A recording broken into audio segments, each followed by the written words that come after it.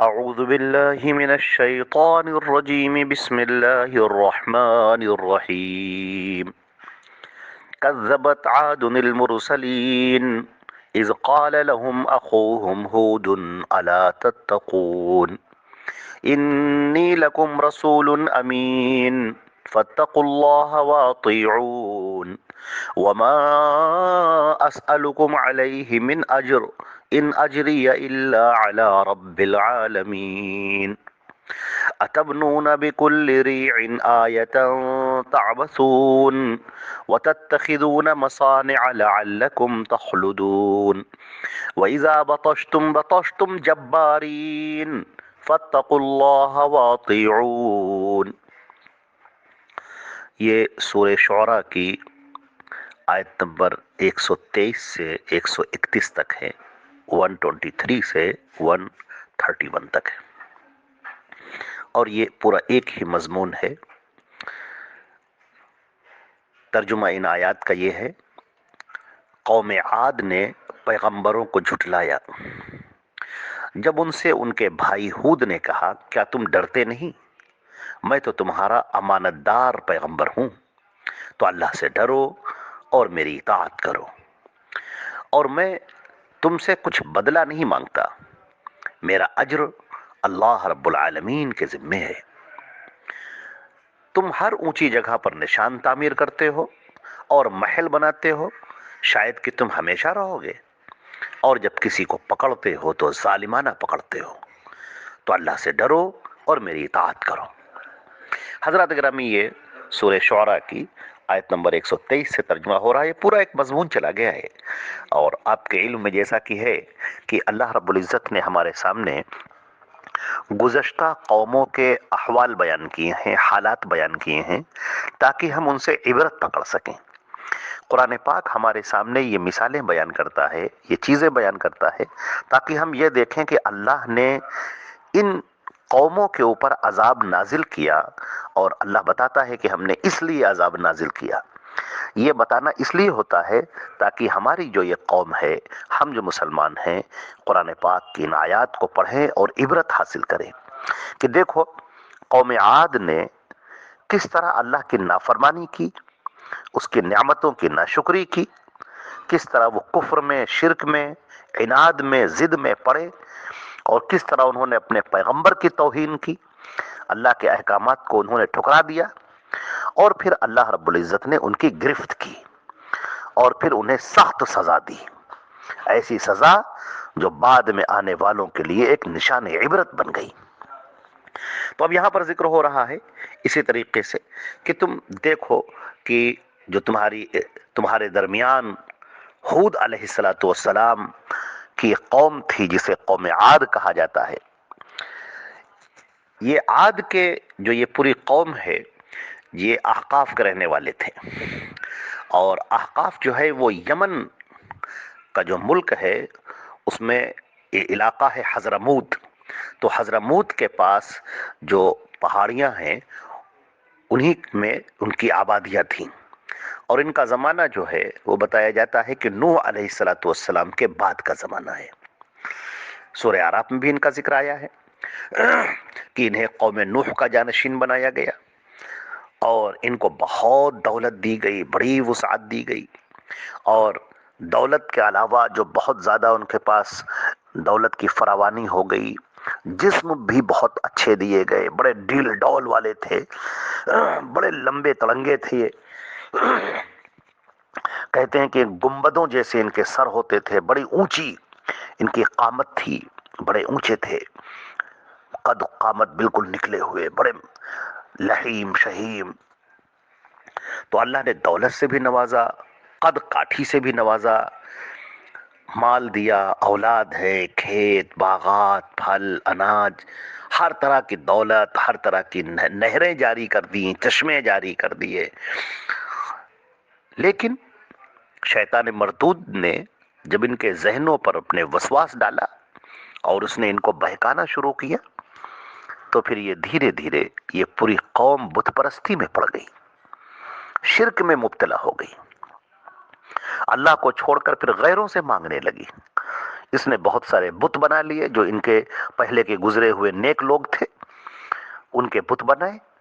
اور پھر انہی کی پوجا کرنے لگے، ان سے مانگنے لگے، ان کے آگے سجدہ کرنے لگے، ان کے نظر و نیاز کرنے لگے۔ جب یہ قوم شرک کے اندر پڑی اور مبتلا ہو گئی شرک میں، تو اللہ رب العزت نے اپنی محبت کا اظہار کرتے ہوئے، شفقت کرتے ہوئے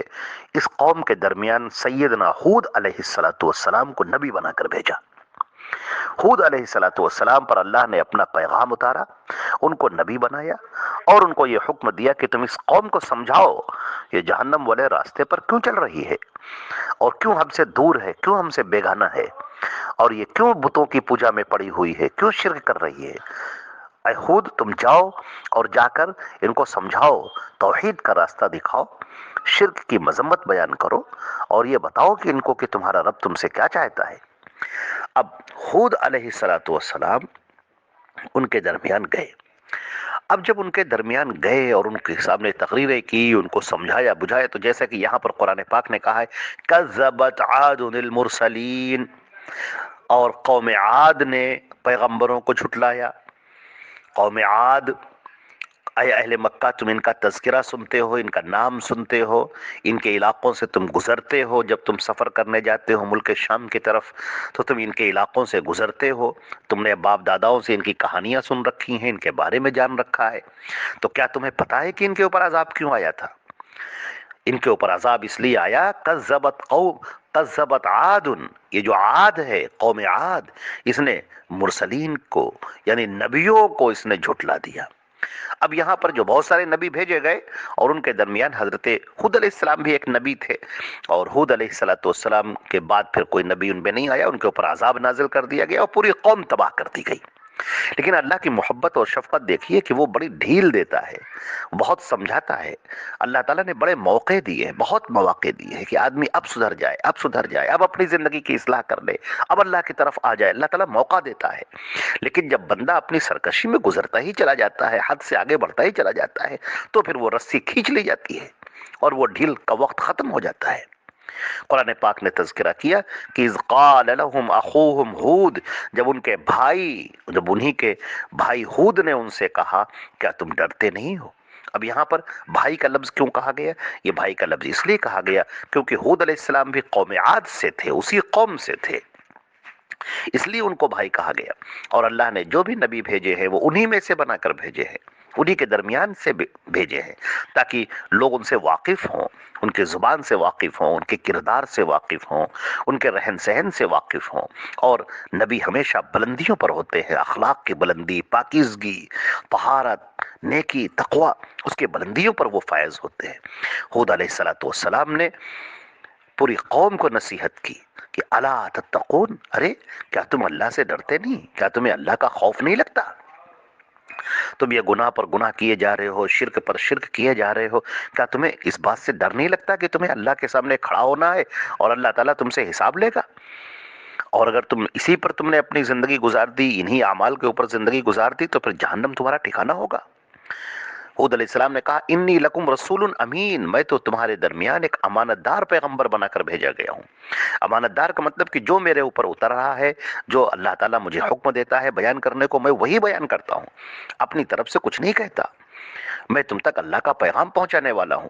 میں تم تک اللہ رب العزت کے احکامات پہنچاتا ہوں۔ لہذا تم اس میری پوزیشن کو سمجھو، اس بات کو سمجھو کہ اللہ نے تمہاری ہدایت کے لیے مجھے نبی بنا کر بھیجا ہے، تو پھر تمہارا فرض یہ ہے کہ فاتقوا اللہ واطیعون، تو اللہ سے ڈرو اور میرا کہا مانو، میری بات مانو، میری اطاعت کرو، جو میں کہہ رہا ہوں اس کو قبول کر لو، اس کے اوپر آ جاؤ، جو راستہ میں دکھا رہا ہوں اس راستے پر چل پڑو،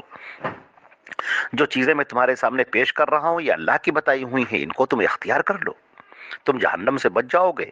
اور ابد الآباد اللہ کی جنتوں میں داخل ہو جاؤ گے، اللہ کے رحم کے اور اس کے کرم کے اور اس کی نوازشوں کے، اس کی عنایتوں کے مستحق ٹھہرو گے۔ لہذا تم اللہ سے ڈرو اور میری پیروی کرو، میری بات مانو۔ وما اسألکم علیہ من اجر، اور میں تم پر کوئی اجر نہیں چاہتا، میں تم سے کوئی بدلہ نہیں چاہتا، یعنی یہ جو میں تم کو نصیحت کر رہا ہوں، جو واعظ کر رہا ہوں، جو تم کو میں سمجھانے کے لیے آیا ہوں، تم تک اللہ کا پیغام پہنچا رہا ہوں، میں تم سے کوئی پیسہ نہیں چاہتا، میں تم سے کوئی بدلہ نہیں چاہتا۔ ان اجریہ الا علی رب العالمین، میرا بدلہ تو اللہ رب العالمین کے اوپر ہے، جو رب العالمین ہے، تمام جہانوں کا پروردگار ہے، وہ مجھے بدلہ دے گا۔ اسی نے مجھے نبی بنایا ہے، اسی نے مجھے یہ کام سونپا ہے، اور وہی مجھے یہ بدلہ دے گا۔ پھر ہود علیہ السلام نے ان کو بتایا کہ اتبنون بکل ریع آیۃ تعبثون، یہ تم ہر اونچی جگہ پر جو نشان تعمیر کرتے ہو، اتنے اونچی اونچی عمارتیں بناتے ہو، یہ اس لیے تعمیر کرتے ہو تاکہ تمہارے نشانات باقی رہ جائے، آئندہ آنے والے لوگ تم کو یاد کریں، تمہاری قوت اور تمہاری طاقت کے قصے سنائیں۔ یہ جو تم اونچے اونچے مکانات بنا رہے ہو اور محل بناتے ہو، لعلکم تخلدون، تمہارا خیال یہ ہے کہ تم ہمیشہ رہو گے؟ یہ تم دنیا ہی کی طرف اتنے پڑے ہوئے ہو، گھر اونچا بن جائے، مکان اونچا بن جائے، تمہارا نام ہو جائے، تمہاری شہرت ہو جائے، تمہارے پاس دولت جمع ہو جائے، تم اسی میں پڑے ہوئے ہو؟ کیا تمہیں ہمیشہ رہنا ہے دنیا میں؟ کیا ان محلوں میں تم ہمیشہ رہو گے؟ کیا تمہارے اوپر موت نہ آئے گی؟ اور تمہارا معاملہ تو یہ ہے وَإِذَا بَطَشْتُمْ بَطَشْتُمْ جَبَّارِينَ، اور جب تم کسی کو پکڑتے ہو تو ظالمانہ پکڑتے ہو، ظلم کرتے ہوئے پکڑتے ہو، اپنی طاقت دکھاتے ہو، اپنی قوت دکھاتے ہو۔ جو اللہ نے تم کو نوازا ہے طاقت سے اور قوت سے، اس کا غلط استعمال کرتے ہو، اپنے پیسوں کا، اپنی دولت کا، اپنے منصب کا، اپنی طاقت کا، سب کا غلط استعمال کرتے ہو، لوگوں پر ظلم کرتے ہو، ظالمانہ کام کرتے ہو، تو پھر سنو، اللہ سے ڈرو، اللہ سے ڈرو۔ یہ تمہارے جو اعمال ہیں یہ اچھے نہیں ہیں، یہ اللہ کو ناراض کرنے والے اعمال ہیں، زندگیوں کو برباد کر دینے والے ہیں، تمہاری پوری قوم تباہ کر دی جائے گی، سب تو برباد کر دیے جائیں گے۔ وَاطِعُونَ، میری اطاعت کرو، میری بات مان لو۔ یہ بات حضرت ہود علیہ السلام نے اپنی قوم کو سمجھائی۔ کتنا پیارا انداز ہے، کتنا عمدہ انداز ہے، زندگی کی کتنی سچائیاں ہیں۔ آج جب ہود علیہ السلام کی اس تقریر میں ہم اپنے آپ کو دیکھیں اور اپنا چہرہ دیکھیں اور کان لگا کر سنیے کہ ہود علیہ السلام یہ بات ہم سے تو نہیں کہہ رہے ہیں۔ جو باتیں انہوں نے اپنی قوم سے کہی تھیں اور ان کی قوم نے ان باتوں کو جب ٹھکرا دیا تو اللہ نے ان پر عذاب بھیجا، ہمارے نبی نے بھی تو یہی باتیں کہی ہیں ہم سے، ہمارے نبی نے تو یہی ساری باتیں ہم کو بتائی ہیں۔ نبیوں کا پیغام تو ایک ہوتا ہے، وہ تو سب توحید کی طرف بلانے والے اور شرک سے کی مذمتوں کو، قباحتوں کو بیان کرنے والے ہوتے ہیں۔ آج ہمارا حال بھی تو یہی نہیں ہے کہ ہم اپنی دولت پر اترا رہے ہیں، اپنے مکان پر اترا رہے ہیں، خوب مکان پر مکان بنانے کی ہم کو فکر ہے، گھر بنانے کی ہم کو فکر ہے، دولت جمع کرنے کی فکر ہے، اور ایسا لگتا ہے گویا ہم کو اس دنیا کو چھوڑ کر جانا ہی نہیں ہے، اور ہم اسی دنیا میں مگن ہیں، صبح اور شام اسی میں بیتتے ہیں، رات دن اسی کے بارے میں سوچتے رہتے ہیں، کہاں سے پیسہ آ جائے، کہاں پر یہ پیسہ خرچ ہو جائے، کیسے اونچا مکان بن جائے، کیسے پراپرٹی آ جائے، کیسے یہ ہو جائے، وہ ہو جائے، فلاح حاصل ہو جائے۔ ایسا لگتا ہے ہم کو اس دنیا سے جانا ہی نہیں ہے۔ اس دنیا کے لیے ہم نے کیا تیاری کی ہے؟ آخرت کے لیے ہم نے کیا تیاری کی ہے؟ مرنے کے بعد آنے والی زندگی کے لیے ہم نے کیا تیاری کی ہے؟ جب اللہ کا پیغام آ جائے گا اور موت کا فرشتہ ہمارے سامنے آ جائے گا اور ہم دوسری دنیا میں منتقل ہو جائیں گے تو وہاں کیا لے کر جائیں گے؟